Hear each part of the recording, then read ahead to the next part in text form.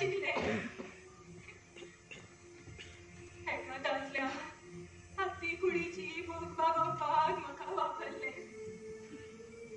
आणि दुसऱ्या म्हजी कूड एका दुसऱ्या मनशान वापरली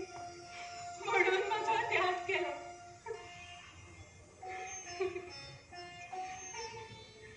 खेळ सगळो खेळ ही बायल मनीस म्हणल्यारूच एक खेळ